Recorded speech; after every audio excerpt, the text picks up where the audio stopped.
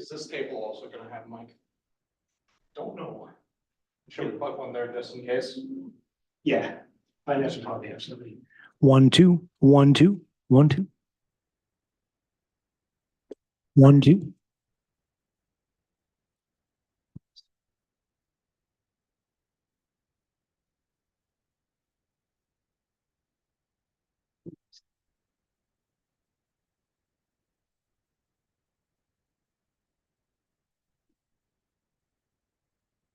Two, 1, 2. 1, 2. Hi, Mario. Hey, John? Morning, Liam. Oh, no, afternoon. Can you hear in there, Brendan?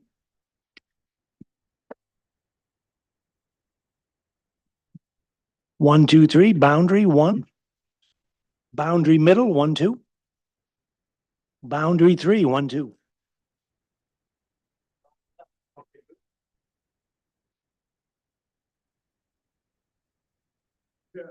I'm not gonna be doing much talk lunch. It's just so busy. Oh my God, it's 3:30 and I'm hungry now. No, that's not what I heard. Yeah. I did, there's some cheese in my mouth, but. Well, I've been bitching out everyone all day, What? bitching out everyone all day. Oh, no. This goes by. Do I need to make a haste? Get ready.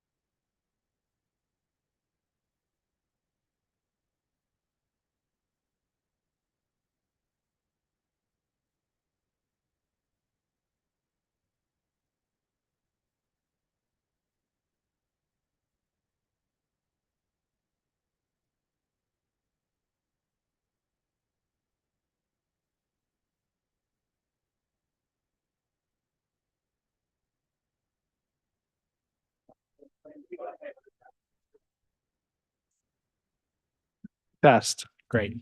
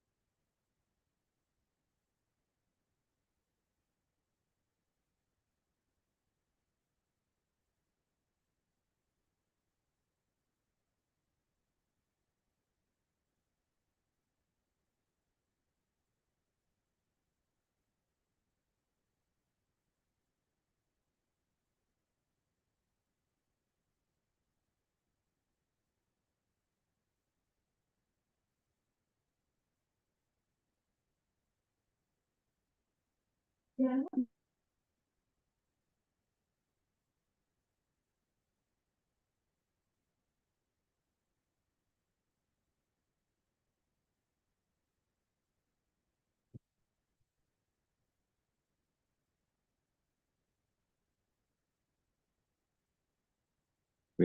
Oh, yeah.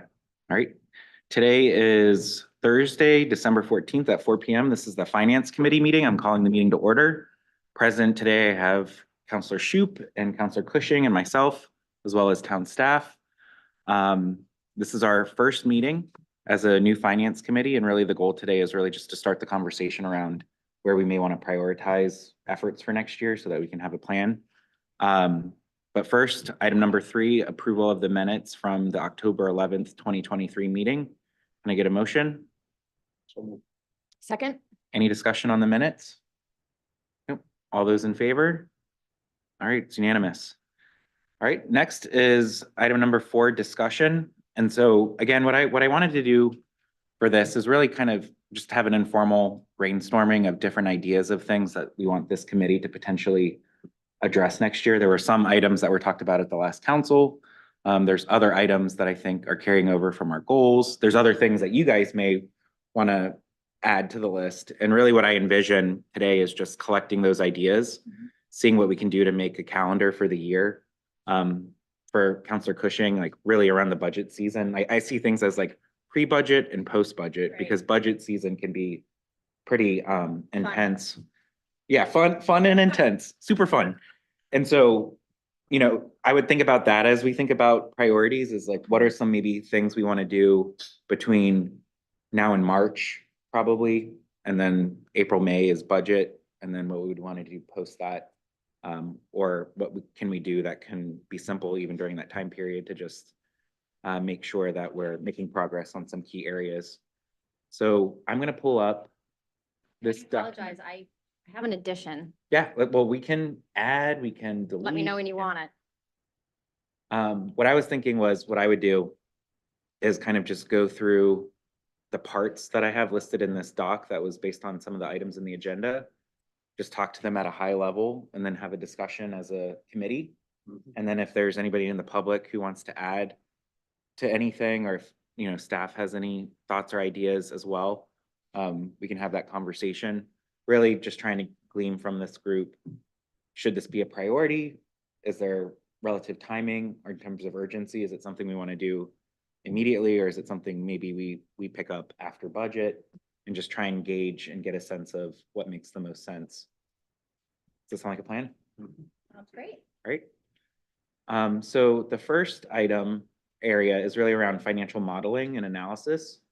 And again, some of this came up during our last council meeting. I think it was Counselor Hamel who had suggested that we need to revisit our cost to serve modeling. So this was something I believe, Karen, you've been heavily involved with.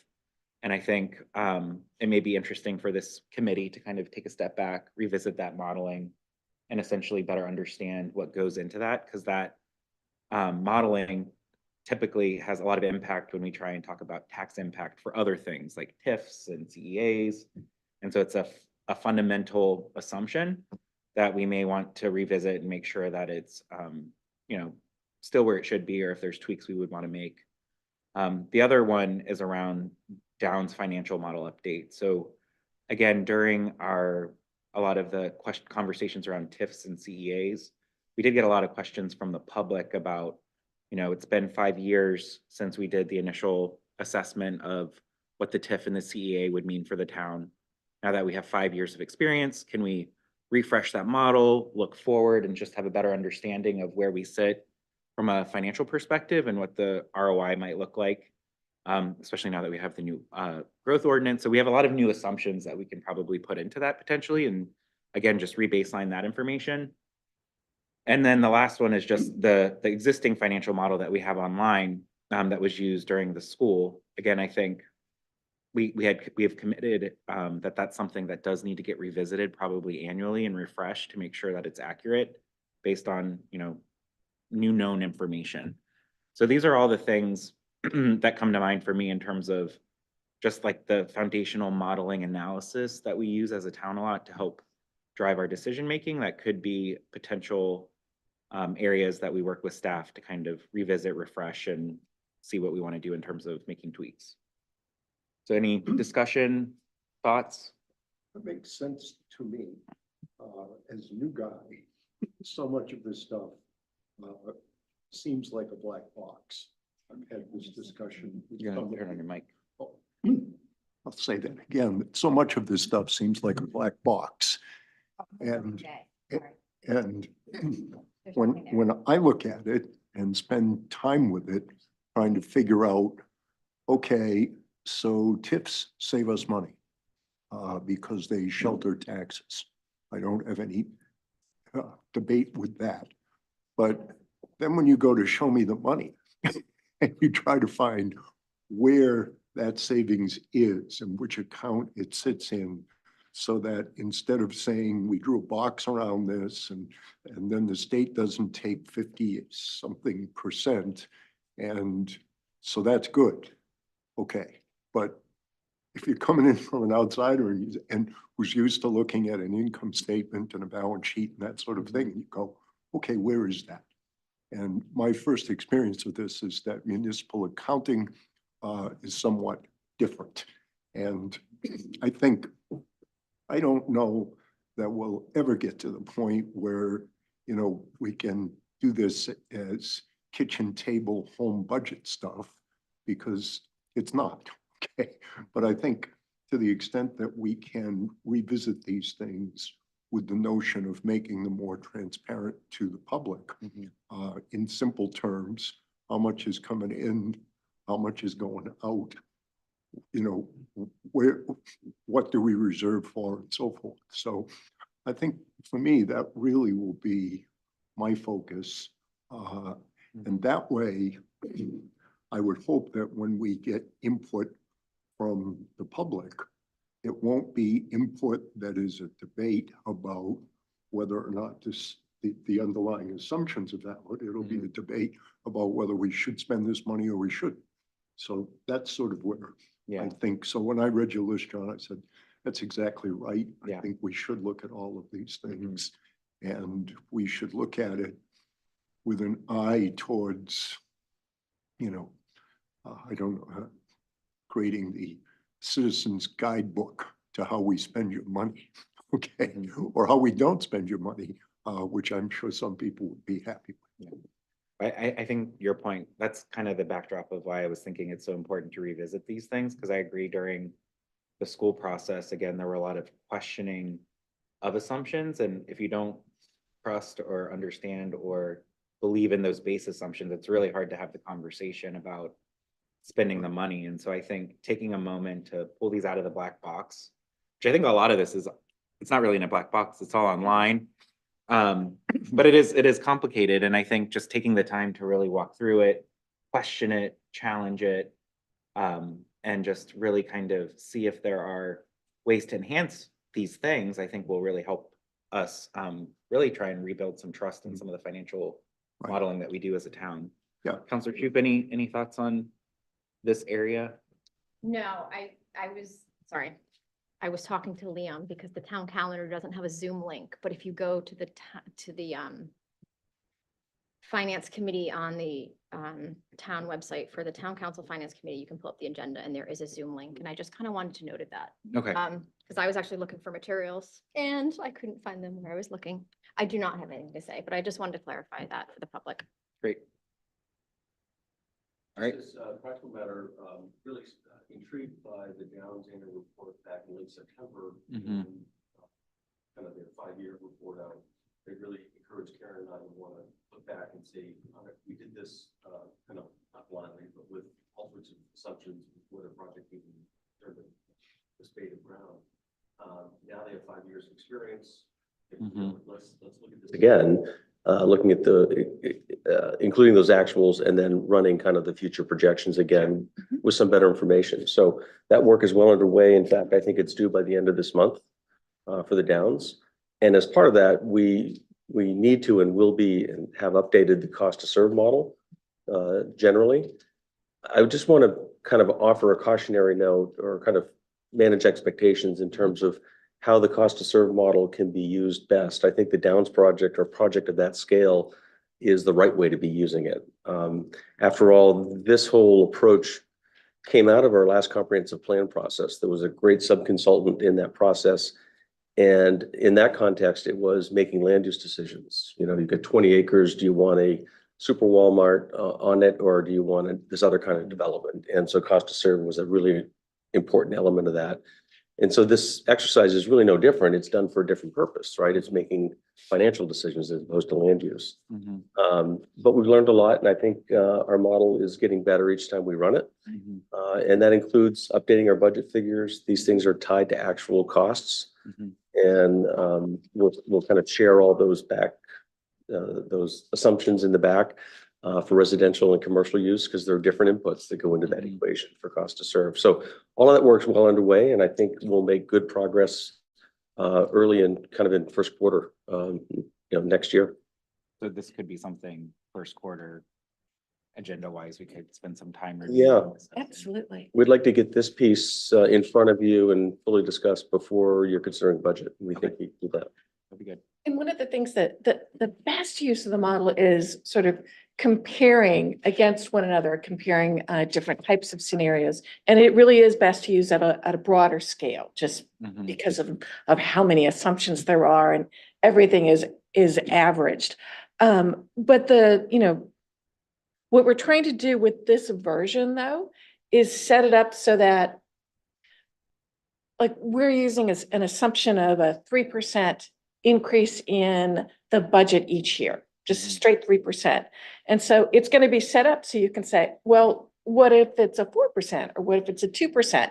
And you'll be able to just go back and change that one number and have everything recalculate, so you can look at it.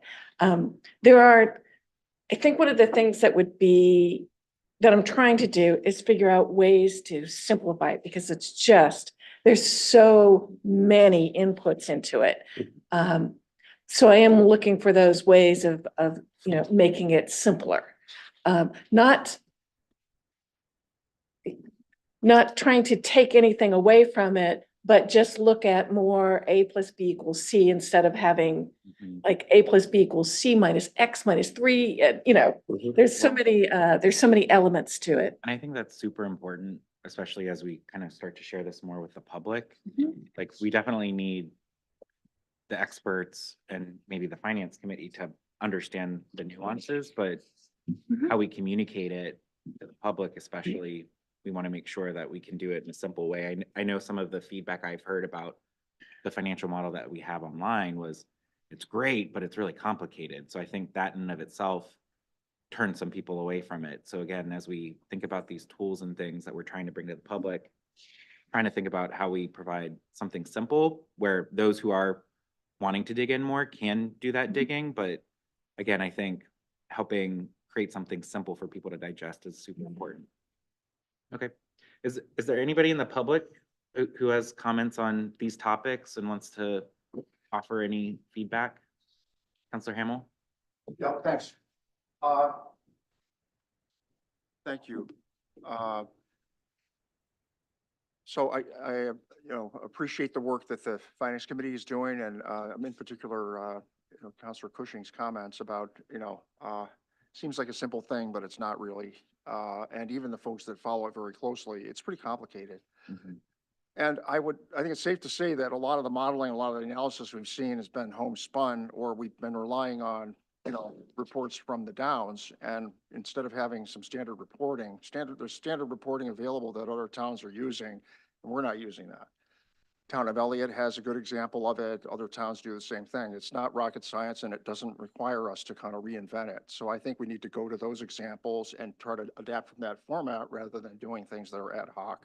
I think in the past year, we spent so much time and energy on making changes to the largest TIF and CEA in the state that we really did not have a handle on our own numbers. And in fact, I think the council and also the town manager had as a goal for this past year to update impact fees and to make sure we were in compliance with our town council financial policies, which include a CEA and TIF policy. In fact, if you look at the Higas Parkway TIF and CEA, we've done more reporting on that than we have on the Downs in the past 5 years. So that's the kind of stuff we're talking about. And that reporting, we're able to see, are we above water or are we underwater? And I don't think today we could really do an analysis like that with what we've seen from the downs. So I think that's just something we need to do. And I'm glad that that is a priority for this committee and hopefully for the town council. Mhm. You've teed us up nicely for the next Pardon? section. You've teed us up nicely for the next section. Okay. So, And there were two other ones, sort of points I would like to make, but they may come later on in the agenda, but Okay. thanks for the opportunity. Yep. Thank you. so the next one is really around policy review. And again, some of this came again from the council meeting and just a continuation from our goals for this past year. So the first one was around the TIF-CA policy. So again, I think, you know, we established that policy, I think 3 years ago. It was when I first joined the council the first time. And I think we've only applied it in affordable housing scenarios. And so I think now that we're all a little bit more educated and understanding of TIFs, it's probably worth revisiting that policy, as well as considering developing a separate policy specific for CEAs for affordable housing projects. And so I think that's an opportunity to kind of pull open that policy, do a review, and then again, figure out, is it an addendum to that policy for affordable housing, or is it a whole separate policy? The other piece that was a goal the council had last year that I know Norm, I think you've started doing work digging into the policy, but it's really our responsibility to kind of look at the financial and fiscal policy and make sure that it's still accurate.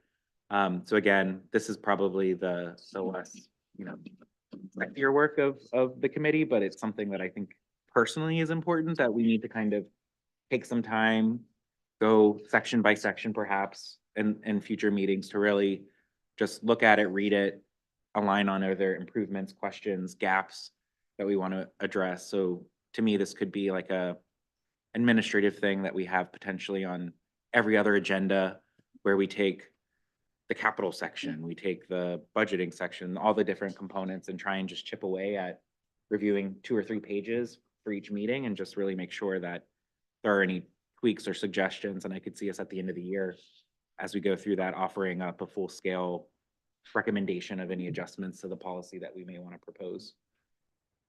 So that's this section. Any comments from the committee? Yeah, I have one. It seemed to me that in the discussion around the 3I home project, there was some question about whether or not the existing policy was applicable. And it strikes me, if you're in a situation where you've got an important project and that starts to become debatable, then that's a pretty good indication that the policy needs a second look. And it strikes me that there are, again, in my inexperienced view, there are 2 reasons to use these development tools. One is economic development, which is, shaping the growth of the town, those kinds of things, and basically doing what I think was intended in the Downs, which is to get somebody else to take the infrastructure risk. That's entirely different than providing tax support for things that businesses would be unlikely to do on their own. And I guess, to my mind, that's one of the legitimate purposes of government, is to do things which individuals, private groups, businesses can't or don't want to do because it's not in their particular interest, but it is in the community interest. So I support the notion of revisiting these policies and going back and asking the question, well, why do we have them? And do we have them for economic development? Do we have them to promote portions of the town agenda, affordable housing? So. So you want to do a separate CEA for an affordable housing is what you're saying. Is it common for other towns to have like 2 separate CEA policies for? Thank you. Well, frankly, not many communities have policies in the first Okay. place. Yep. I would just observe, I think we've confused things, and it's easy to do. TIFs and CEAs are separate. One is a prerequisite of another, but they serve different purposes. And so in my mind, I'd love to clean this up by having a TIF policy that maybe speaks to some of Councillor Cushing's points, kind of broader, why would we consider a TIF in general terms? And then a CEA policy that maybe is broken into two parts, or there could be two separate CEA policies, one on the economic development side, which concerns itself with the bottom line financials and the economic arguments. And then another one that has a different set of objectives and priorities that our project is put against for the affordable housing projects to make an informed decision. That's the way I see it. Yep, and then I guess I would say, I agree. I think it's important to revisit the policy as a whole. And I think the only way we will do it is if we break it down and force ourselves and put it on that agenda. Yeah. Maybe not every meeting, but every other meeting. I mean, that's not even that many meetings when you think about it, but it is important. Yeah. I mean, staff has given a fair amount of thought, so I think if you're willing, we could do some work and kind of advance at least some documents for your consideration, I think that would be good. as opposed to you doing the formative work.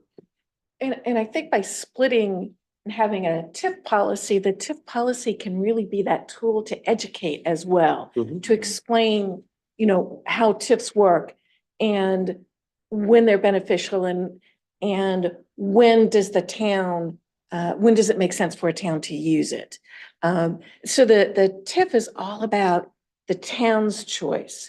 The CEA is really about a company or project coming to you and asking you for something.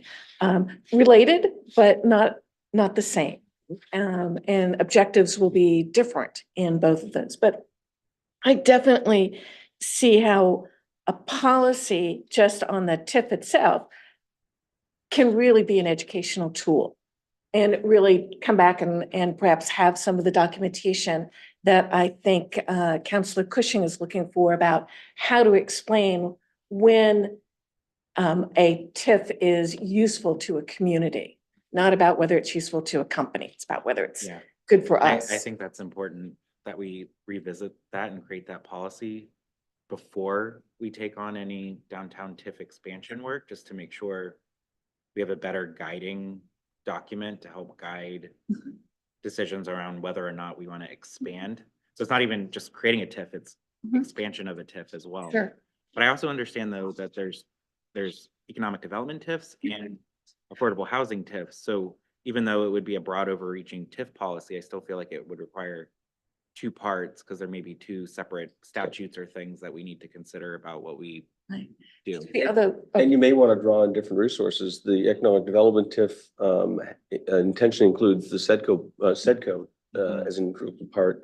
For affordable housing, I would suggest you may want the Affordable Housing Alliance to be your kind of outside input, if you will. Right. So. Okay.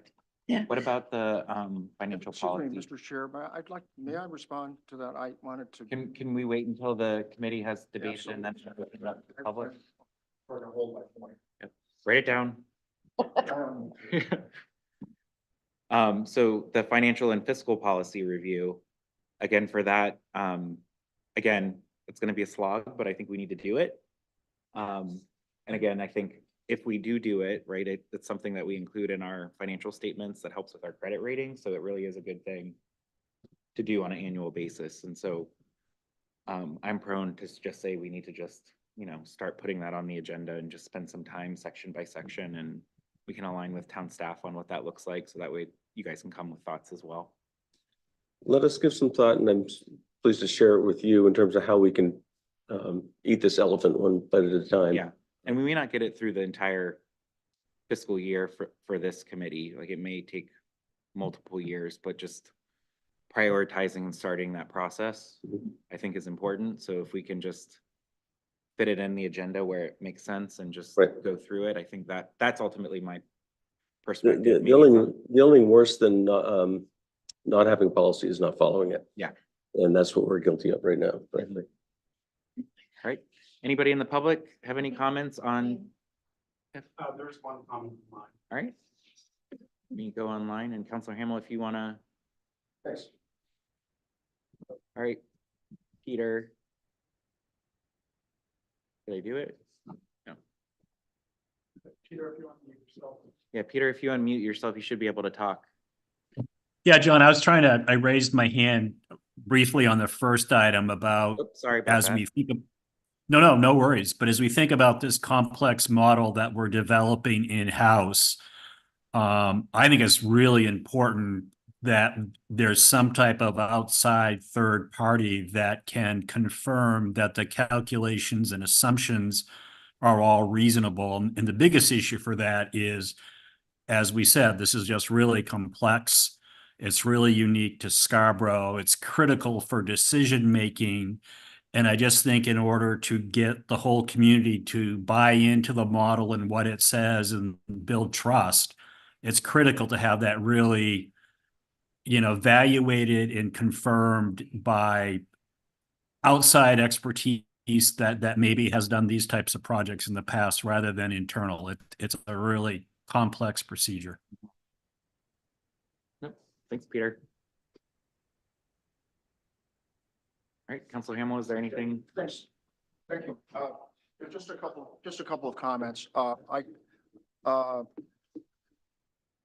The only thing I'd say is that I think it's important. I mean, Tom mentioned we're going to eat the elephant one bite at a time, but I think that's true because the size and scope of the thing that we did in 2018, we still, I think, are struggling to come to terms with exactly what it is, but it's clearly an animal of a different size and shape that requires special attention. So I would just say, I would caution ourselves against developing bespoke stuff for the town because we think that that's a CEA that deserves it. There are statutory guidelines and there are other processes that we can refer to.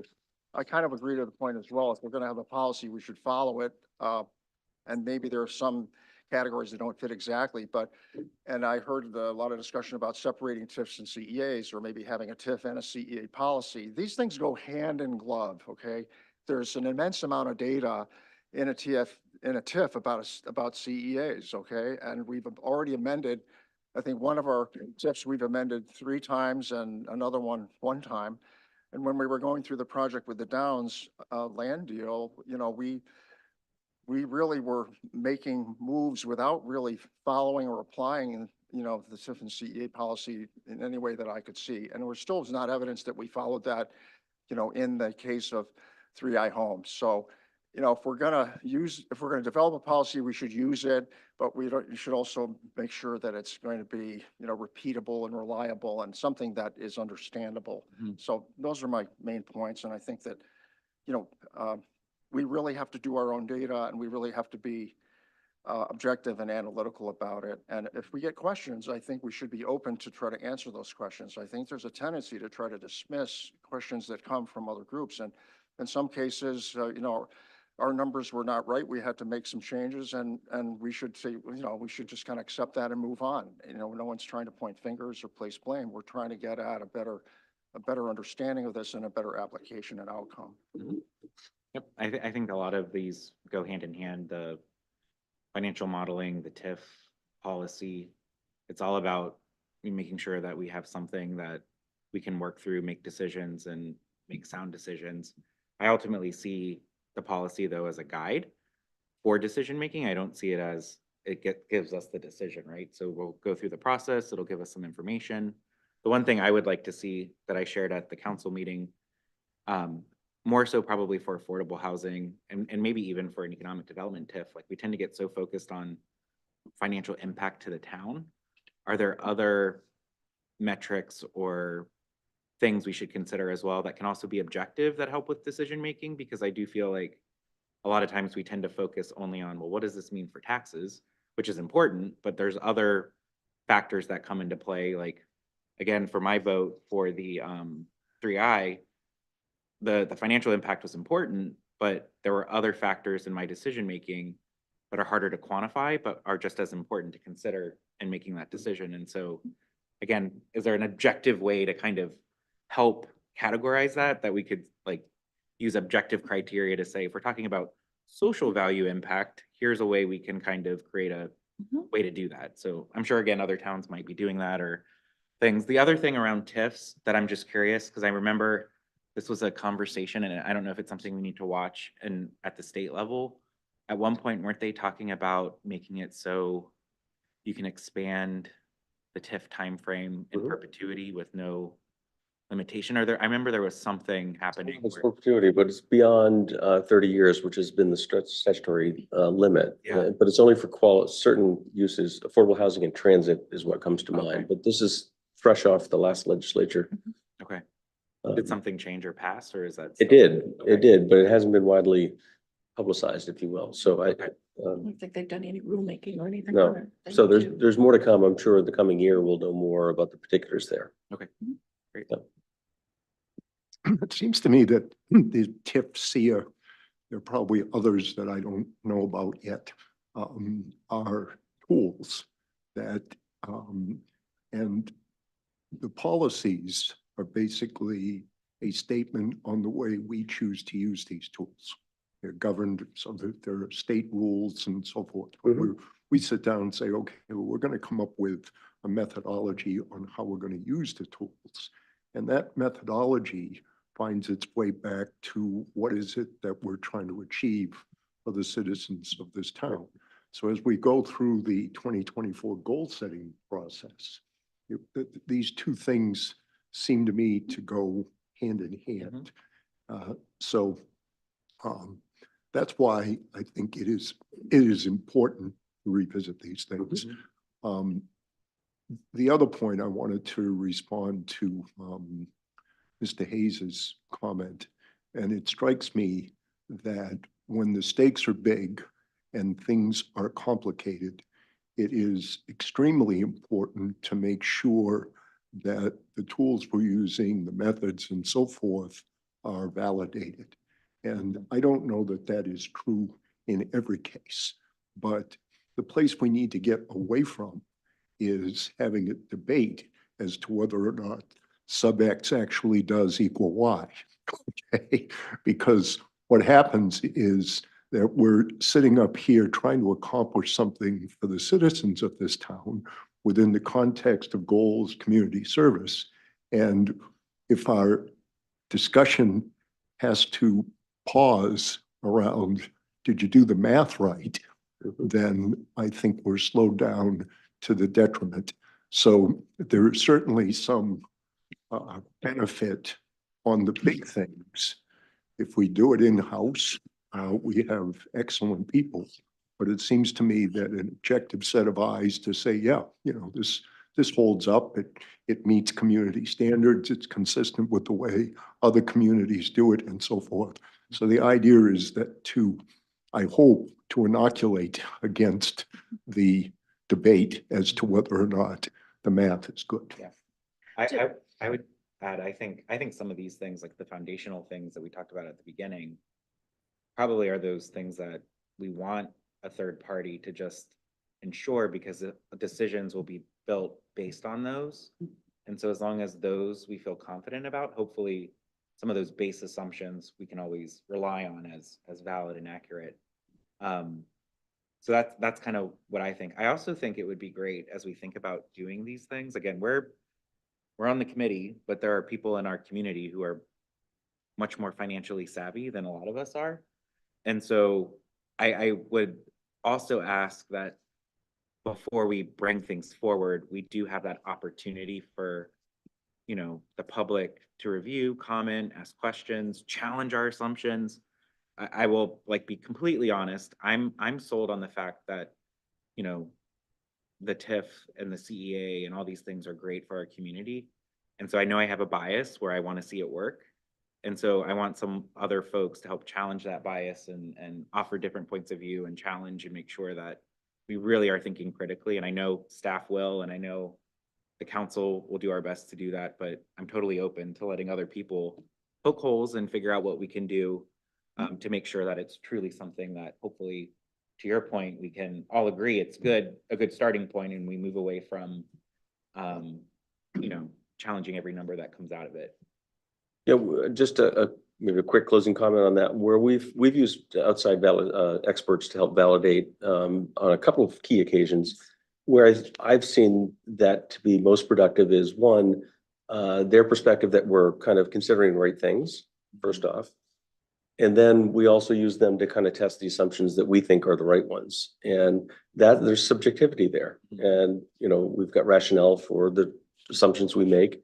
I think the best way to proceed forward, and we've done this with the tax impact model, and I think we'll do it again here, is kind of open source it, call out our assumptions, and people are free to change those assumptions if they think they're wrong.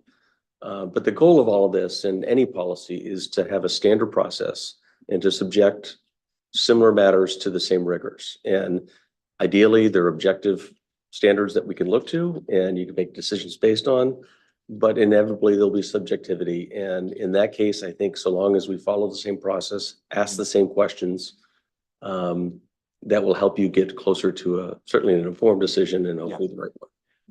One of the other, sorry, Karen. Oh, no. But one of the other things that I think will help too, and I think, I don't know if it was Norm or Tom or somebody who had thought of it at one point, but sometimes we try and get so specific that we focus on a single number, whereas maybe as we do these things, we focus on a range. So we can say some, you know, conservative assumptions are X, some less conservative assumptions are Y. So somewhere in between might be the reality, but like, let's give that range. I think when we do that for the budget, when we talk about budget impact, it kind of just helps people really kind of know, like when we're talking true impact, because even for the school project, I think I recall like it was, you know, 3.7% was the average tax increase. And I think when we changed the sensitivity of the key items, it went up to like 4.7%. So even in, you know, what would potentially be a worst case scenario, 4.7%, that's my personal opinion, is that's still pretty good compared to what we saw other towns go up in their tax rate. So again, I think being able to say, you know, when we make these decisions, the range could be from here to here so that people know the real impact of our assumptions. That's an excellent point. That sensitivity analysis and understanding which of the assumptions are the most critical ones and perhaps viewing it through a range perspective is the healthiest way to kind of worst case, best case. Right. Great discussion on this. All right, next section is tax increment financing, which we've been talking about. So again, we talked about, this was, you know, potentially this committee taking up and revisiting that downtown TIF and making some adjustments based on, you know, again, would that be good for the council? I think based on the conversation we just had, I would suggest we defer this as a committee until we have the policy updated. And then general TIF education, I think that can happen as part of the policy. Like it doesn't have to tie into the decision around the boundary, but the way I see it is if we update the policy, we can do some education and then we could take on assessing the downtown TIF and make some adjustments if that makes sense and just help bring the public along in some of those different decision makings. That's my perspective. Thoughts from the counselors? That seems appropriate. Mine would be. Good. Comments from staff? No, I think I think you have that right. You know, any expansion of the downtown TIF isn't done at the direction or request of anyone else. This would be done as a town initiative. And I really don't see that. I don't want to lose entire sight of it because I think there may be some reasons, valid reasons to expand, but I don't think they're so terribly time sensitive that we can't allow these other pieces to fall in place first. Any comments from the public on this topic? Don't see any hands. All right, so next is budgeting and financial planning. So I know Councilor Shoup has had the experience working through a budget process. I was on the committee for 2 years and just didn't participate last year, and I know this is new for you. But again, would there be value, especially near term, probably like in January or February, for us to kind of revisit last year's process? Norm, I would be interested with you kind of having gone through that process for the first time. Are there any process improvements that we can make in this year's budget process, or how we want to do the workshopping and things like that, just to kind of try something a little bit different? And so I'm open to that conversation. Yeah, I think just scheduling wise, I would prefer to have like a budget day, have it all done. My schedule is very difficult, so I think it was last year, this past budget season was really difficult to schedule it all. So I'm throwing out the idea of like, can we just have like a budget day where we increment and then we have everyone come before us? or maybe split it up a little bit. 'Cause I felt personally, as my first experience going through the budget part, it felt very broken up. I understand we're visiting with each department, but I think you kind of lose what you're getting when there's such a gap between it.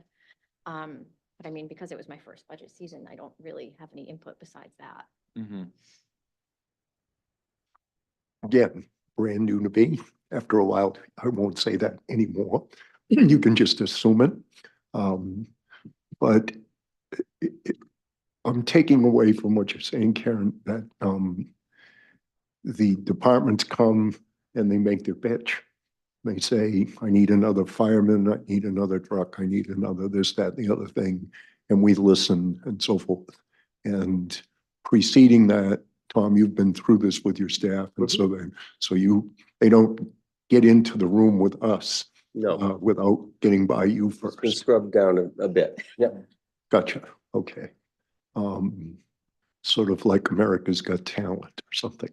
But you don't have the golden ticket. You got- Yeah. I'm gonna turn my chair around. I guess that's a different show. It's a different show. And so I'm trying to imagine how I sit here and make those judgments as people go forward, when really what we're trying to do is look at it as a whole, and coming back in terms of the context of goals, things we're trying to achieve. And there are categories of things, this is sort of how we maintain the status quo going forward. We need to continue to put out fires, so we're going to need a new truck down the road and so forth.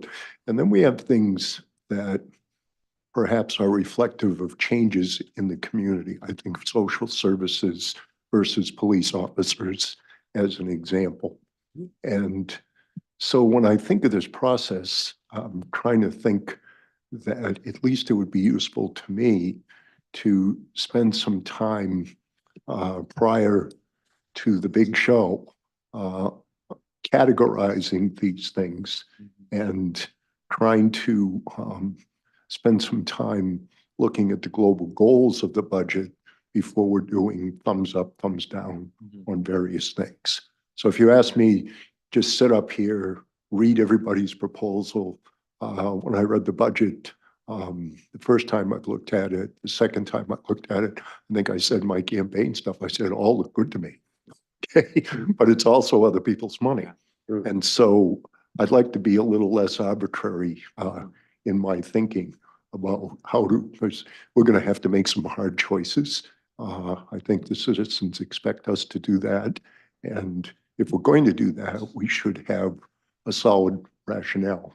And so my sense is that the process could use some improving based on my limited impression so far. I think to your point, I think the opportunity is, and the 2 years that I think the budget process were really great, last year and year before, was the first year was when we kind of shaped it around meeting residents' needs based on the survey results, and having staff really use the survey results to help show the investments they're making in order to achieve improvements or do things in reaction to the survey results. And since we have another survey this year, I would assume we would see something like that.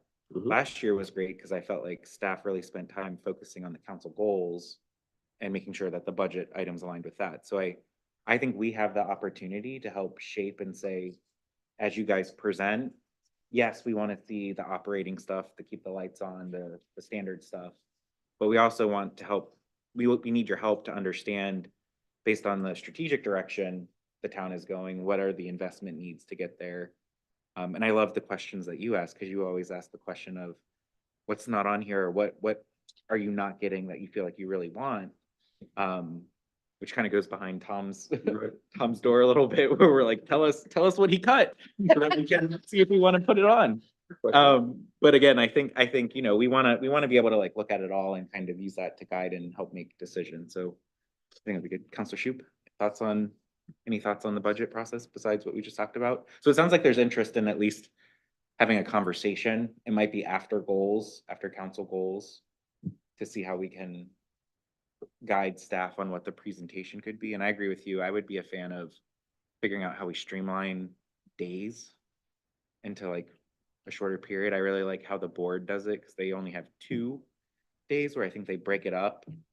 And it just is more efficient in my mind and then could give us more time to digest the information and debate more about choices we may want to recommend to the council in terms of the budget. So anything we could do to like get the information to us sooner so that we have more time, the public has more time to digest, debate, and come to some sort of recommendation, I think would be ideal. So I like your thoughts on condensing the schedule. I would just comment that we are not the only town or city in the United States that multiple days that departments come before council and present their budgets. And I would just caution the council and committee that the mind can only endure as much as the posterior can. Mind can only absorb what the posterior can endure. So just keep that in your mind. Yeah, that's I right. think that's 2 days, not 1, is what you're saying? Yeah. right. Well, 2 yeah. days with pizza. I mean, Yeah. the debate at the town hall is, well, who's going to go first? I want to go when they're so tired. You know? So I think we probably should try to avoid that. Well, Tom didn't let me present last year, so I was hoping to get to present finance this year. There you go. Well, maybe if you're lucky. No, just a quick comment. When it's in budget review phase, the budget is yours, and so we want to be a resource to you. We've tried to use our opportunities in front of you to help you understand what the ask is and why it's there. And again, if we can tie it to the community survey, what the community's told us they want, or what the council has indicated for goals, that's a good theme to kind of keep touching on. And very often, in fact, most cases, decisions aren't made meeting to meeting. It's kind of you're collecting this information, and frankly, information is getting better the longer the budget sits. We're getting better information. So by the end of it, you're able to wrap things up in a final meeting or two, having heard, received all of that input, is that point. And we could certainly do it in a more condensed fashion. Anybody in the public like to comment on just the FY25 budget approach piece? Thank you. As a veteran, or I should say sufferer of 5 budget cycles, 1 as a chair, 1 as a member, 1 or 2 as a member of the finance committee. And last year I got the Mikey assignment of following the school's budget process every step of the way. So I think I attended all of their meetings except for 1. So I think we do a good job of sort of amending the budget to accommodate the issues we were facing. But however, every year we get this problem of the tail wagging the dog, or the dog wagging the tail, and that we're the tail, and the dog is, 2/3 of our budget is the schools. And we have very, very limited authority to provide direction to the schools in terms of what to spend and where to spend it. So even though we provided guidance last year, for example, there was a desire to maintain level services for COVID-funded programs that we were assured would be adjusted when the COVID funds went away. They were built in, and it was a cost plus budget ultimately that was presented by the school, and that was finally approved. So I think we need to be realistic with what we can control, but that is something that dogs us really every year. In terms of flexibility around the schedule, I think we've done a great job. Tom and staff have done a super job, and I appreciate the comment that sounded like a Midwestern comment, but an upstate New York comment as well about the ability to survive these meetings.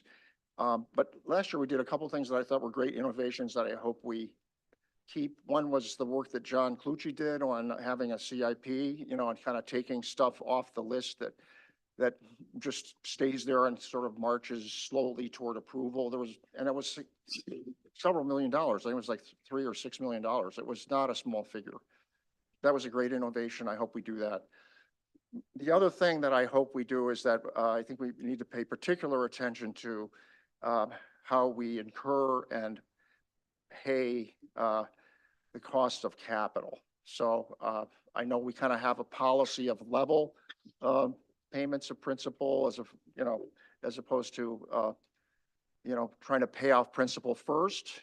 And there are disadvantages to that. So I hope that we, have a chance to revisit that. But in general, I think it's a good process. The final thing I'd say is that we were concerned about not having enough public input prior to the first reading. And that's important because the first reading, if a budget doesn't get passed by the public, the first reading is the one that we have to follow. So actually Tom and staff caught this and reminded us of it. And I thought that was a nice adjustment, even though it added time. It really did, I think, end up in a better outcome. So, mixed bag, work in progress, but, yes, every year I think we do a better job with it. Right, the next item was, is multi-year capital planning process. So again, as part of our budget process, we do have the CIP, the capital improvement plan, that's included in there, but I view that separate from this. This is a little bit bigger where, again, as we're thinking about things like a school, a community center, we're gonna have the transportation plan eventually, where we have the parks and facilities master plan. Like we have some really big capital projects. And I think it would be good for the committee to kind of take a step back and say, is there a way we want to build a true 10-year plan, probably in partnership with the school, looking at their facilities needs too, to really try and get to a much more strategic capital plan for facilities, or for like really big, once every few years type expense. So a lot of the stuff in the CIP, in my mind, there's a lot of like replacement things for vehicles and some capital that we have to do, which I think we don't need to touch. It's more, again, some of these big items. And like, as we talk about the 30 by 30 goal, I know I'm interested at some point going to the voters and asking for more money for land, to purchase land.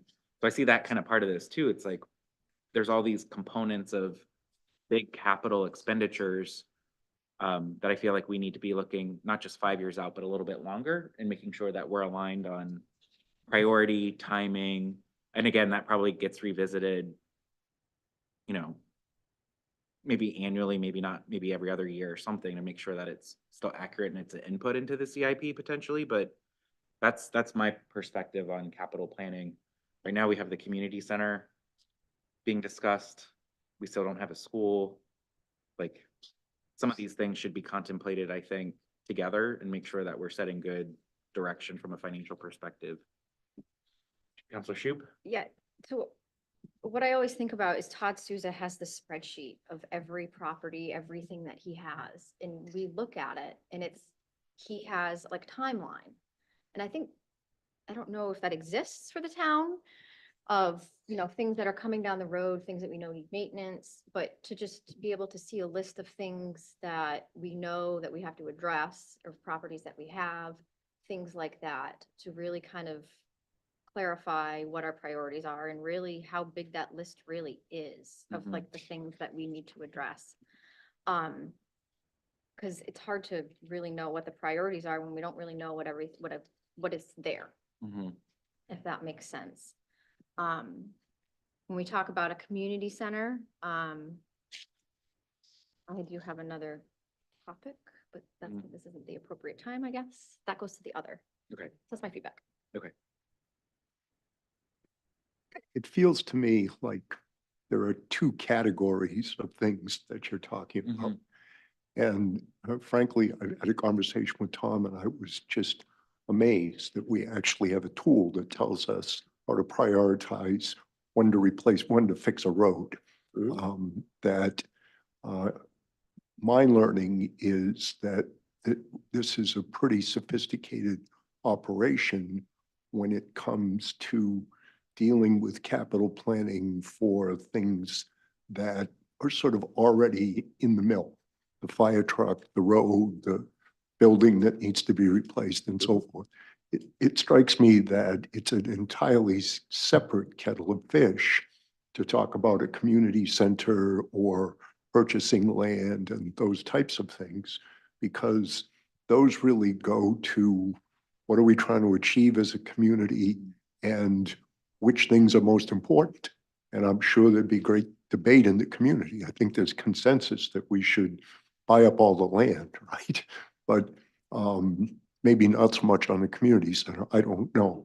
But it feels like we shouldn't mix those two conversations together because it's possible that some of the maintenance items could suffer as a result of that, and that would be unfortunate. So I think maybe coming up with another term is when I think of capitalization, it's basically, sharpening your axe, replacing your axe so that you keep cutting the trees.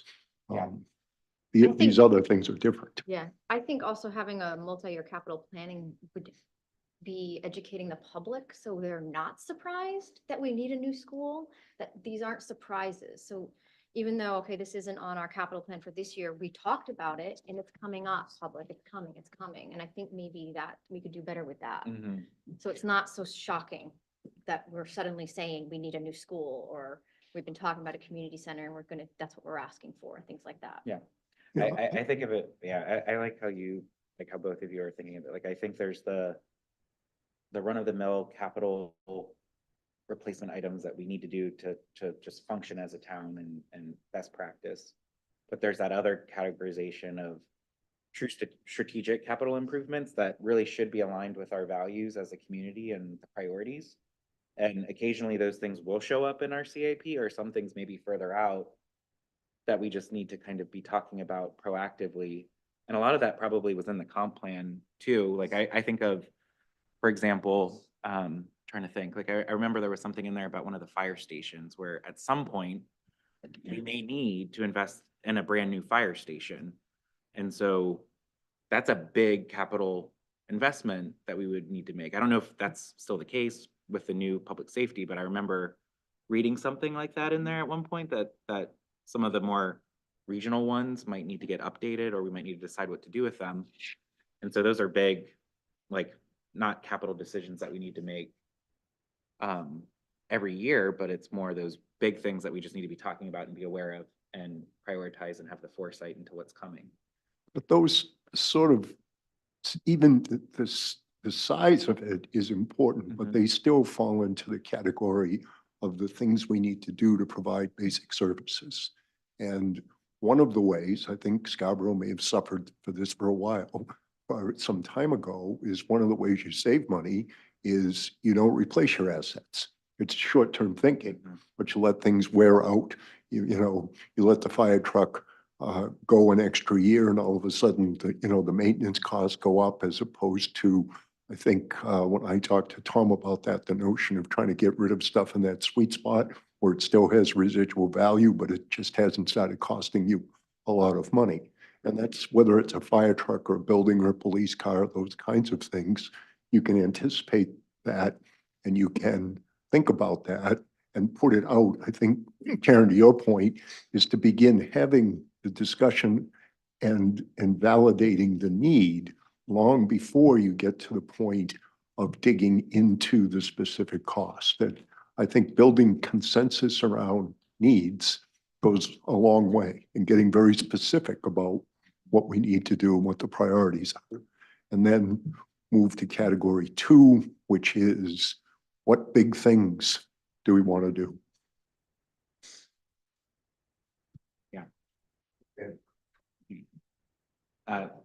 Feedback from staff on this?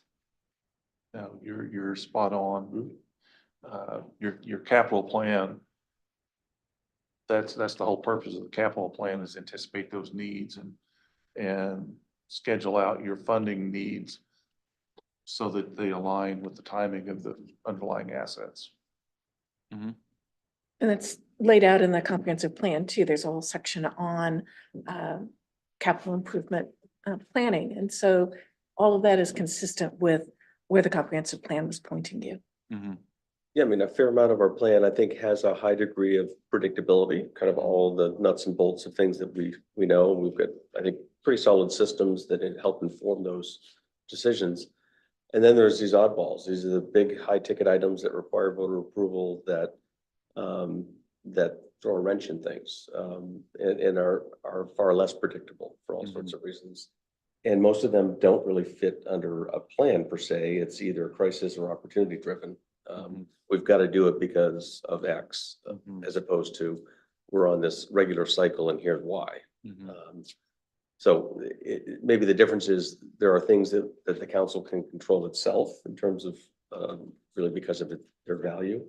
Whereas other things are subject to voter approval and kind of the unpredictability that comes with gaining, voter approval of big, complicated, expensive stuff. Mhm. Well, and I think that's, I mean, I think that's the value of having it though, and like revisiting it is, to your point, ultimately we're always having our foresight on what we think are those validated needs, along with the major costs that are coming in the future to make sure that they're still the right priority so that we can get public feedback and alignment on that is the right prioritization. The one thing that I'm a little not worried about, but interested to see what comes is when we do the climate change vulnerability assessment. Again, I feel like that's gonna uncover some things that could be some pretty big ticket items that again, we're gonna have to prioritize. And again, that some of that may be crisis driven too. Might. And so again, that's where I think just being able to, like, I like what you said, like, even if we just have a list and can just hypothesize that we think this is the list and we think this is the relative priority and we think this is the relative cost, just so that we have that again, in my mind goes beyond what we have in the comp plan for the CIP, because that's really just the next 5 years, but really trying to look a little bit further. And I think we're gonna have the transportation study.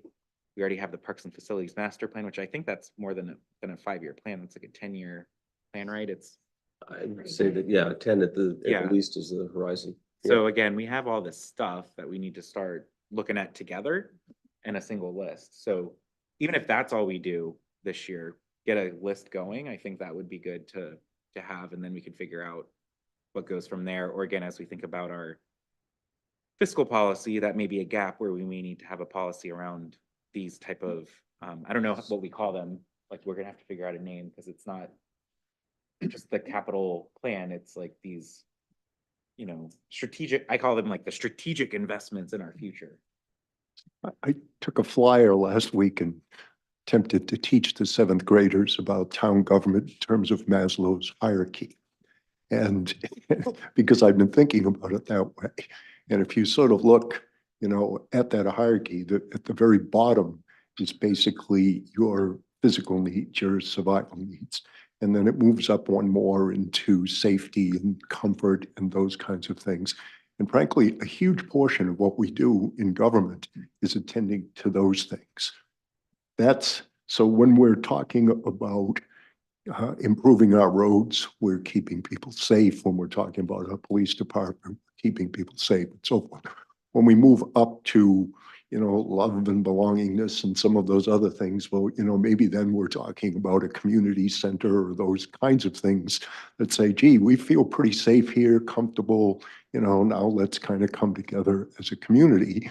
And the town has a role in doing things that promote that.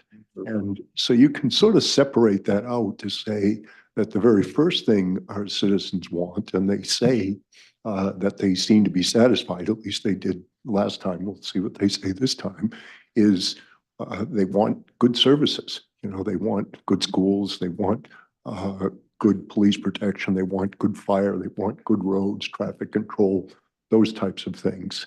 And I don't necessarily think they're either or, but I think that the very first thing we have to think about is making sure that we've satisfied those basic requirements and then plan and look to say, gee, everything's okay here. Now we can try to advance our community in other ways. So that's sort of the way I would think about these projects. Yeah, I think it's a very. And the 7th graders got it, by the way, in spades. I don't know if any of you did, but the 7th graders picked right up on it. Maslow.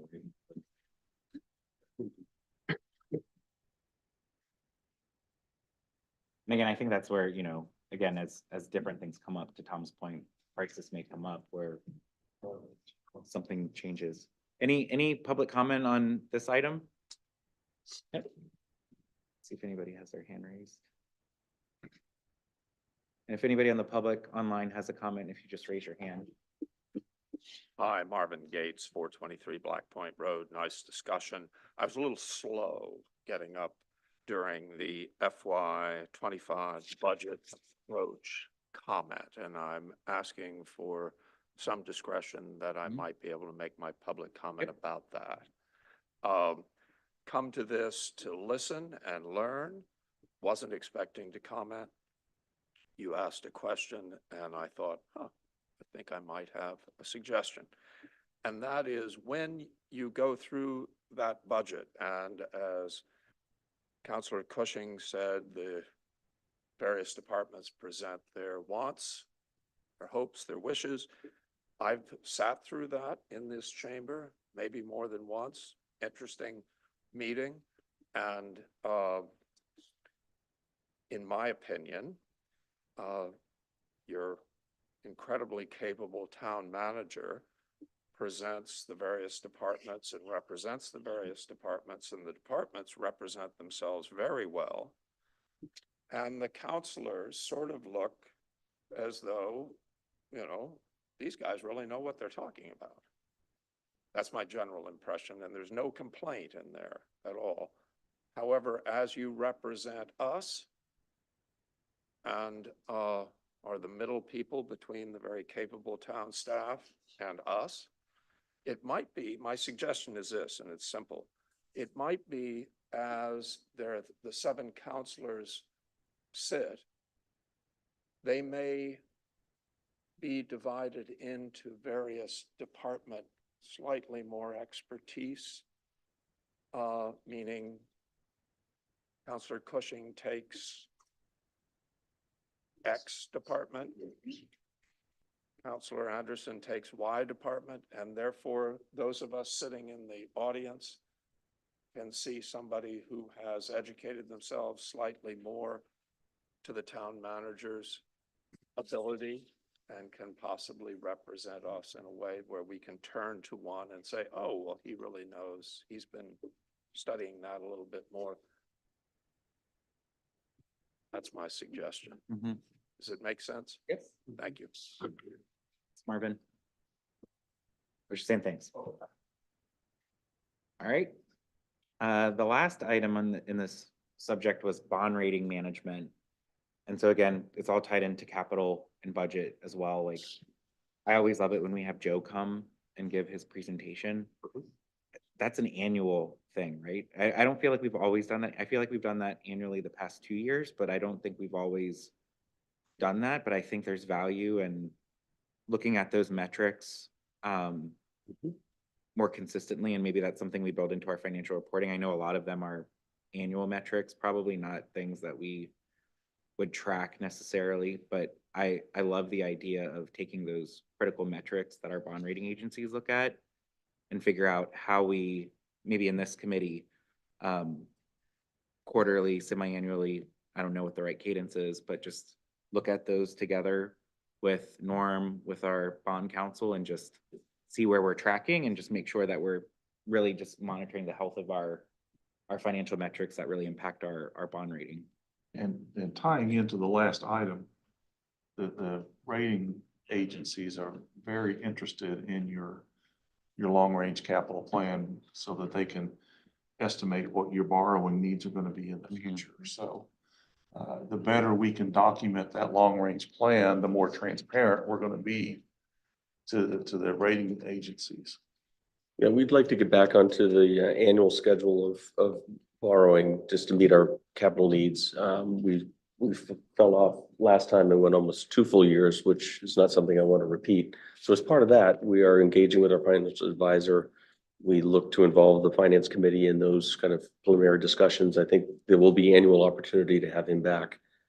I'll also just mention in passing, our most recent bond issue, late spring, early summer. Fall. Was it fall? Yeah, it was only 2 months ago that we. A couple months before that, we had calls with the rating agencies to look at our ratings. And as part of those conversations, we had full disclosure that we've got a $160 million bond question in front of our voters. And so I took great comfort in the fact that they were fully aware. They took that into consideration in their their ratings this year. And as you know, our ratings were affirmed. And in fact, I think we probably are inching to a positive outlook with both Moody's and S&P. So I think I'm comfortable that we're on very solid footing. That's not to say we shouldn't consistently be aware and checking back in. These agencies publish the criteria that they look at in terms of how they evaluate and produce, ideally objectively produce their rating. And so that's something we can certainly run that analysis ourselves. We don't need them to do it. That's a pretty good indicator where we're Yeah. gonna end up. I think it's just good to like know what they're measuring, try and do our best to forecast where we think we're tracking, and just anything we can do for any early indicators that may indicate some sort of risk that we may want to be aware of as a town. I think that would be helpful. And again, I don't know if we can do that more than semi-annually, maybe. If I that don't makes know that sense. you need to do it more than once a No. year. Okay. The two areas that they are increasingly interested in is cyber matters, security matters in particular, and climate change vulnerability. That's kind of the brave new world. They don't really haven't really established really good objective metrics around those, but they're asking questions every time we meet with them around those subject areas. Yeah. How often do they change their criteria? Because it was one of them this year that changed them. Is that pretty frequent, or is that? No, it's not frequent. Okay. No. And it's really it's tied to exactly what Tom mentioned. It's when we have market-wide conditions that they're evaluating that cause them to go in and reevaluate their metrics. For the people who are going to tune into this on the replay with their popcorn, we're talking here really, the bond rating is our equivalent of the consumer's credit score. That's Is that exactly right. correct? That is exactly. And so what we are trying to do when we review all of that stuff is be in a position where we have a great credit score, which causes our borrowing interest rate to be lower. Right. That's fundamentally what's going on. The other part of the evaluation is understanding what their criteria are and our ability to really move the needle in those areas. There's some things that you can make decisions and I will say almost none of them can you do overnight or even in a year. These are kind of multi-stage, multi-year things to move in a certain direction. Inversely, we can understand where we're a little weak and we might need to, tighten things up so as we don't slip. Tom, when you say their criteria, can you give me some examples? So, yeah, I can think of simple stuff like how much money you owe in relationship to what your income Debt per is. capita, debt as a percentage of expenditures or operating or revenues. Those are both criteria. Your fund balance as a percent of your revenue. So But there's other ones like what's our average household income? We can't control that, but that to them is an indicator of our tax base, which is majority of what supports what we do. How solid footing are they on? they're So, trying to measure our ability to repay yes, and to anticipate things which might adversely impact our ability to repay. it's a risk assessment. How likely are we to pay our bills? And what's our credit score now? We are, we're AA with both agencies. One does the A and the small a, but we're AA stable. And just to comment on that, as you move up the AA score, first of all, AA is investment grade. So you've got a good credit score already. And as you move up that AA, you're only talking about from a 3.5%, you're going to like a 3.4%. So Right, it's 10 basis points. you're not moving the needle all that much as you move up. So it's diminishing returns on the. Exactly. But 10 basis points on 160 million is not chump change. It's not, So no, we it's don't not, need to minimize it. I'm not saying that it's not significant, but, it's not from an interest rate perspective, it's not a dramatic change when you move up that scale. For instance, for us to perhaps move to the next rung, for Moody's, we would have to, I'm quite certain, double our fund balance. That doesn't happen overnight, and that would happen with, some decisions would have to be made. So does reward justify the Yeah. risk or the pain of getting there? Those are conversations we should be having. And I think that's, I know some of the feedback I hear from residents, that's a concern that has us be, as highly rated as we are, is our growth, because that means our valuation is growing. And that's part of a lot of the metrics that they look at is our overall valuation. And so to me, in order to move some of those metrics, one way, not obviously you can cut costs or you can cut things, or you can, grow your revenues. And so to me, that's the balance. And that's also the challenge of like the choices we make to try and get a better rating. Usually there are consequences, I think, to get to the next tier potentially. And I think to Tom's point and to Norm's, like, we have to look at all of that and say, really, what's our policy as a town on these things and how do those impact our potential debt rating too? And so to me, that's an important aspect that we want to be thinking Yeah, about. I'm confident in saying that I have no concern with us going backward on our ratings anytime soon. I think we're very, very strong in all the important categories.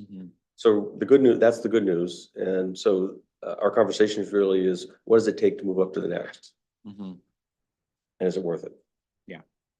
Are you interested in looking at one of the ratings reports? So we actually this only have discussion? 15 minutes left. Yeah. And I wanted to make Okay. sure that I have a top priority for finance committee that's coming up. And I just wanted to make sure we got to it. So let me just, One last comment. Yeah. The rating reports are on the website, transparency, it's out there for all the citizens to go look at anytime they wish. Yep. So I would, we're gonna do rapid fire round for the other section. We'll let you go first, but before we do that, just want to see if anybody in the public has a comment on anything related to the bond. Hi, Marvin Gates again. The fund balance and the bond rating is sort of one of the things that I spend most of my time on, more of my time on. Been to Joe Cutera's reports multiple times. Again, public, how to deal with the public in a certain sense is where I'm coming from. I happened to walk out with Joe Cutera after his last report. And I was speaking with the lady who buys bonds. I mean, she was coming to the person who's in that category.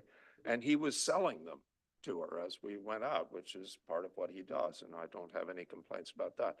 Very interesting, though, to hear what made Scarborough's bonds attractive. And it's one of those things that there's nothing wrong with that. And it'll come as no surprise to anybody in the room that if given a choice of tapping the brakes or hitting the accelerator a little bit on growth, I'm in the tapping the brakes department.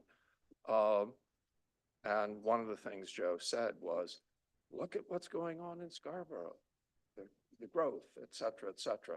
I'm a huge advocate for having the fund balance at the top percentage point because it allows you to be nimble. You can choose a little bit more what you're going to do. Maybe you do want to tap the brakes, maybe you don't, but it gives you those options that otherwise you don't have. As we all know, higher credit rating gives you more options. Thank you very much. Great. Thanks, Norm. All right, so next, going into the other, and we'll let Counselor Shoup kind of start the conversation on the other. Thanks. And I apologize for not getting these sooner. I think No, the it's fine. list looked so long, it felt a little overwhelming. We have a couple of things coming down the line. I think the biggest one that I am going to be proposing to put on the 2024 ballot is to refund the Land Acquisition Reserve Fund. So town council is going to be getting a memo requesting it, but I do not believe there's a figure attached to that request. And so I'm wondering if it would be helpful for this committee to have a discussion around what that figure should be. Because I, again, do think that's something that we need to do. It's in line with one of our goals for the 30 by 30, and that's the funds that we've been using, and land is not cheap. So that was one that I think should be a priority. Were you suggesting November 24? Yes, yep. And then also, I know we have a workshop coming up next week in regards to Alger Hall, and I just didn't know if it would be worthwhile for us to visit that a little bit and dive into, to just maybe explain a little bit more about what they're proposing and what that would look like, to give it a little more validity. And then the last one is that, as we all know, we currently have an ad hoc community center committee working on the proposal for a community center. And I'm wondering if it would be useful to analyze the numbers of the hub to then be able to at least support at least to have some numbers supporting we're spending money at the hub, this is what it costs, and that money would be going towards a community center. So I didn't know if it would be helpful in support of a community center, or not support of, just around the discussion of a community center, to kind of maybe analyze what we're kind of using as a community center right now and releasing it, which I don't think we lease a lot of properties in this town. And so I just didn't know if that would be something that would be worthwhile to visit as well. So just to respond to these three, I agree. I think we should look at the land acquisition reserve fund and see if there's a number that we may want to propose as part of the budget. Where it fits, whether it's 2024 or later, we can discuss. The Alger Hall request, I think that's a good agenda item. Like, if we have the workshop, is it next council It's meeting? Wednesday, yeah. And they can, There is to just broaden the conversation, to get all 7 members of council aware of what conversations have happened to date, kind of shine some light to the public. If it gets positive reception, we would then look to negotiate kind of finer terms of the lease, and certainly having your involvement would be welcomed. okay. I think it'll be important to explain the whole process and the numbers behind what the proposal really is, because I think there'll be questions. Yeah. And then for the community center, I think that the hub comparison data or some sort of analysis would be good. I think we can have that as part of the budget for Todd as a specific thing to help us understand the cost of that going forward. When does the 3-year lease run up? Is it 3 years? Yeah, September 25. Okay. So we probably should be having that conversation, because either we're gonna have to renew the lease Yep. or find a different space, or whatever happened. Like, there's consequences there. So understanding, the consequences of continuing to do that versus make an investment in a community center, I think would be interesting as part of the budget. No, we can certainly isolate costs relative to that operation. Yeah, I just thought generally it might be helpful to the whole process, because I think people don't realize that we're kind of leasing what we're kind of pretending is a community center right now. Yeah. Any reaction to any of these 3 items? Councilor Cushing? No, Okay. So rapid fire round, because we're close to ending at 5:30. So the other piece was, I think that this committee looked at the impact fee proposal. So continuing to use this committee to vet any adjustments, changes as those come up, I would think would continue to We happen. intend to, yes. Just one question. This requires a fresh look at the cost to serve. They're separate? Because the impact fee is about capital costs. So this isn't not related. Thank you. The next item is, and I've heard a couple counselors talk about this, a desire to potentially revisit our senior tax relief program and potentially up the dollars. So again, just understanding broader tax implications of doing something like that. And if we're going to do it, I mean, I'm super supportive of exploring it and figuring out if that's something we want to do, given inflation and how much the costs have gone up in town. And what is it, $500? $750. $750? Yep. So potentially revisiting that to see if there's room to up it. I also think it's important, and I don't know if it's for this committee, but are there other tax relief programs outside of senior? What I've been told, and I don't know if this is true or not, is that really the state kind of limits what we can do tax relief for. But again, the thing that I worry about is like the people who have lived in Scarborough for multiple generations that are essentially getting costed out of their homes. And so is there not a tax program we could explore there, or is there anything we could do there? I don't know. Maybe that's not possible right now, but I mean, that's the homestead exemption is really all we have at that point, Yeah, right? But It's you not can do much. locally funded programs like the Senior Property Tax Relief Program. It doesn't reduce anyone's value. They pay they're assessed their full value, they pay their full taxes. It's a rebate program. We choose to rebate a portion of those taxes they've already paid. So conceivably, you could come up with a similar type approach for a different demographic. there's no like legislative things that prohibit us from. No. doing it. No. No, you know, Maine Constitution is very clear that ad valorem taxes, we all need to pay 100% of fair market value, or as close to it as the assessor can get us. Any thoughts or reactions to that one from you guys? Again, I don't know if it's for this committee necessarily to take on. I just know if counselors are pushing forward, I think financially we want to understand, you know, what that means for the broader tax base, because anytime we give a rebate, somebody else is likely paying for that. And so we just want to know what that implication could be. You know, Council Chair McGee is very interested in this. I would fully expect this to come up as part of your goals discussion. Okay. And maybe it can be further fleshed out and assigned either to this committee or another. Okay, great. At the last meeting, sorry, go ahead. I think it's extremely important that we look at these programs. One of the things that I'm interested in is what do they actually accomplish? Are we keeping people from being taxed out of their houses? Are we making groceries more affordable?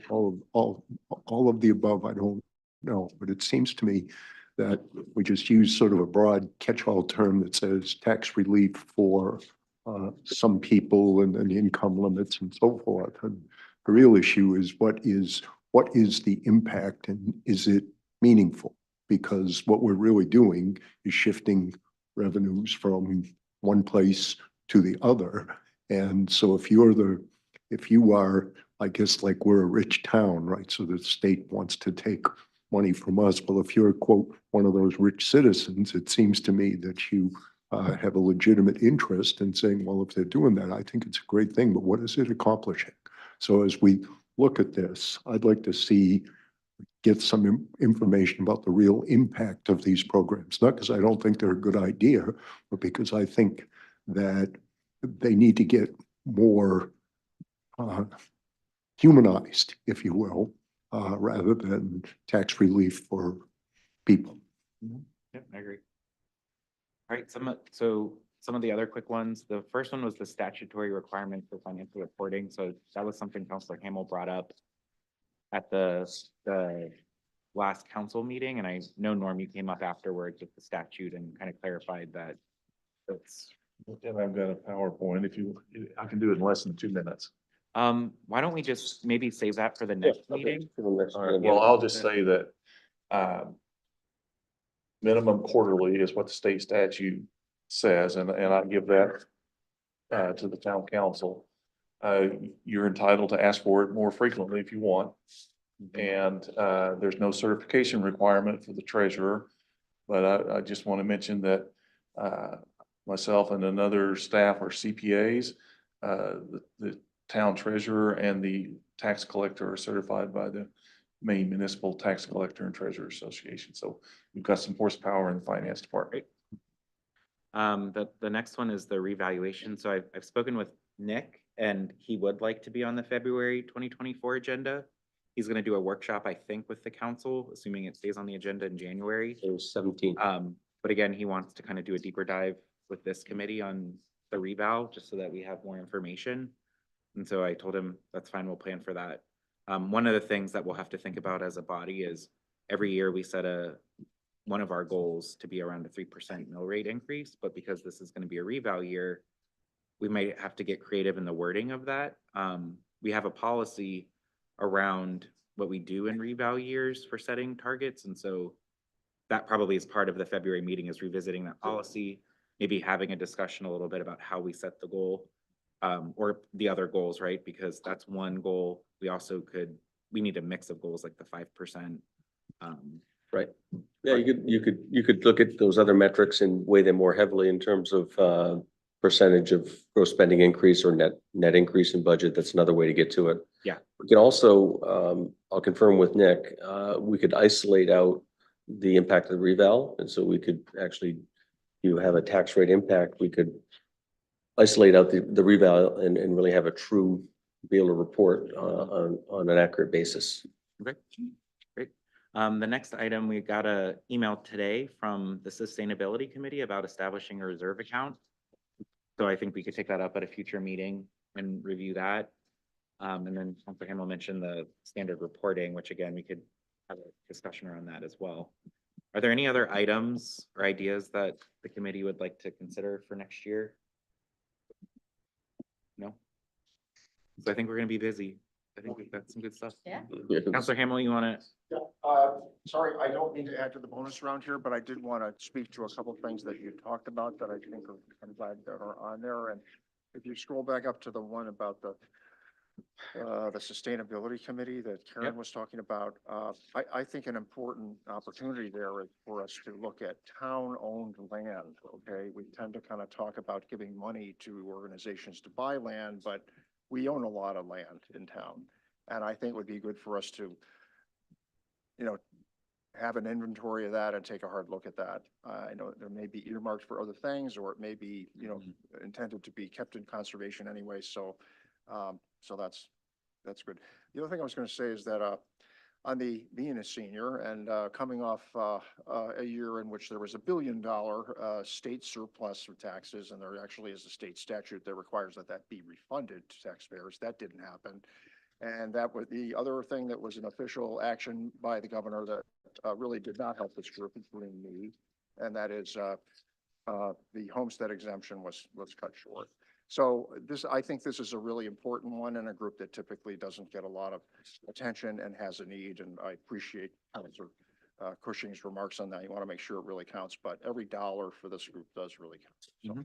So, and there was one other thing that I can't think of, but tied to the, Norman, thanks very much, when you're, rapid response on statutory requirements, but following up on that, I know we've made great strides in terms of improving, muscle building our finance staff and, getting back, back in the game after a lot of staff changes.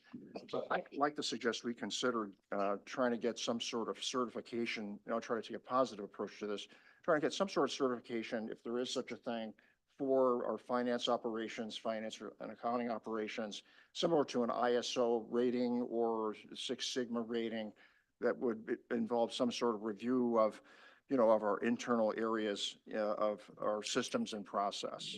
Are there areas of weakness we want to address? These typically do not come up in the audit.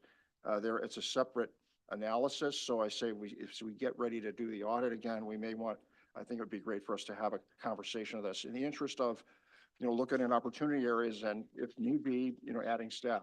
One final point, moving back for a moment to TIFs and CEAs, other towns allocate staff time to, to TIFs and CEAs. So there's a percentage of that, that accounts for their salary, so I think that would not be a bad exercise for us as well, to help us really understand, are we properly staffed, or are we really, light in some areas? So, thank you. Great, thank you. So again, I think in terms of next steps, what I'll do is I'll work with Tom and Norm and probably Karen to just kind of take some of these ideas. Really what I'm interested in is trying to map them out over the next year and see what's feasible, possible. And we can bring that to the next council meeting and look at our next committee meeting and kind of just say, is that the right cadence and focus that we want to tackle? So that way it's reasonable for staff as well, and make sure that we're kind of moving some of these things along. Is there anything else anybody wants to add? No? Okay, good, because you can't add anything. But the last item on the agenda is trying to find time for us to meet regularly. I know what I was going to propose, I think Don and I are meeting with the communications committee second Wednesday at 4 p.m. Would it be Appointments possible? is meeting at 5. Right. An ordinance at 6. It's back to back to back on Wednesdays, second Wednesday. Okay. So would we want to do 4th Wednesday? I like the idea of keeping things on Wednesdays if we can. Yep. I don't mind. Is there Does that work for you, fourth Wednesday? And Yep. do we want to do 4 o'clock, 5 I o'clock? can, Like, I can do 5. I can't do 4 o'clock. does that work for staff to do 5 o'clock on the fourth Wednesdays? Wednesday. Does that work? I need to check on the availability of the space. Okay. Yeah, I mean, I'm only available Wednesdays and Thursdays, so, and then after 5. I could do any Wednesday or, well, let me check real quick my Yeah, that's true. committees. That's what, I asked Tony to give me the availability. So Fridays are wide open. I prefer not proposing that. Fridays at Uh, 5. That sounds The like- first, second and fourth Mondays are wide open. Mondays, I don't think work. How about, and Thursdays don't work. Thursdays work. Second Thursday of each month is available. Let's do Second Second Thursday. Thursday. I just want to check my committee. Yeah, so I have, Thursday. the second Thursday is Community Services and Rec Advisory. I'm the liaison, but I mean, I can just be late. Yeah. I'm not When do they meet? 7 o'clock or? sick. So second Thursdays at 5 o'clock? Sure, you're at your convenience. Does that work for you, Norm? Just want to check one thing real quick. What is housing plans? They've not determined their schedule for the future. Did they previously meet second? No, they're Wednesdays. We're proposing January 11th at 5 PM. Mhm. We'll plan for that. Second Thursdays, 5 PM unless something comes up that we need to move it. Great, thank you. Great. Awesome. So with that, can I get a motion to adjourn? Second. All those in favor? All right, thanks, everybody.